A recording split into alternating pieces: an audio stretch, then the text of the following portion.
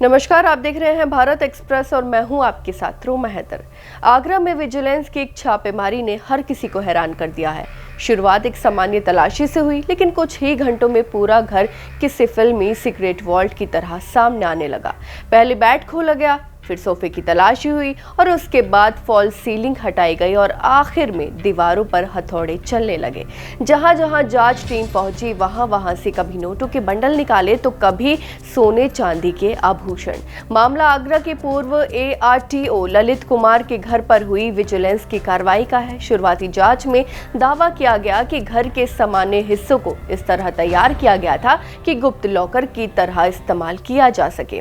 Bed के अंदर बने खास खांचे, सोफे के भीतर छिपे बॉक्स, फॉल सीलिंग में सीक्रेट चैम्बर और दीवारों के अंदर बने कंपार्टमेंट।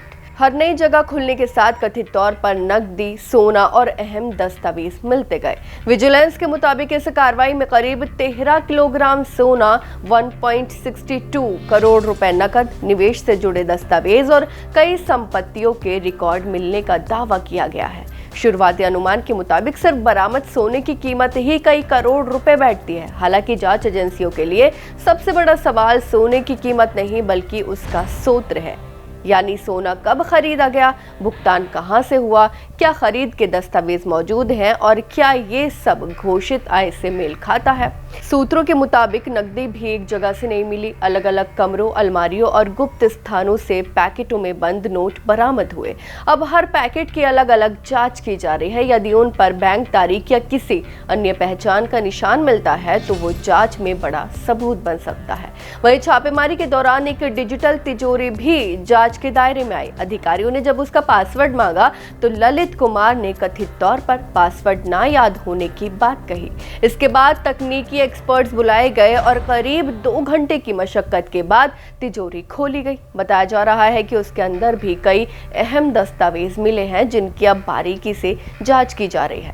जांच में यह भी सामने आया है कि ललित कुमार और उनके परिवार के नाम पर लखनऊ, आगरा और नोएडा में कई संपत्तियां हैं और अब बैंक रिकॉर्ड, निवेश रजिस्ट्री और टैक्स दस्तावेजों का मिलान किया जा रहा है ताकि ये पता लगाया जा सके कि इन संपत्तियों की खरीद घोषित आय के अनुरूप थी या नहीं। अब जांच सिर्फ बरामदगी तक सीमित नहीं है। सबसे बड़ा सवाल यह है कि क्या इतने बड़े स्तर पर कथित अवैध संपत्ति जुटाने और उसे छिपाने का काम कोई अकेले व्यक्ति कर सकता है या इसके पीछे कोई बड़ा नेटवर्क काम कर रहा था।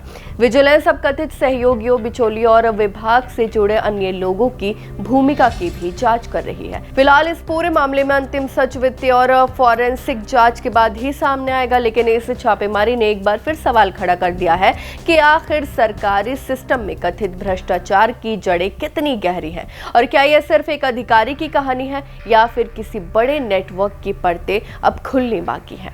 आपकी इस बारे में क्या राय है, हमें कमेंट करके जरूर बताएं। फिलहाल इस खबर में बस इतना ही और ऐसी ही तमाम खबरों को देखने के लिए देखते रहिए भारत एक्सप्रेस।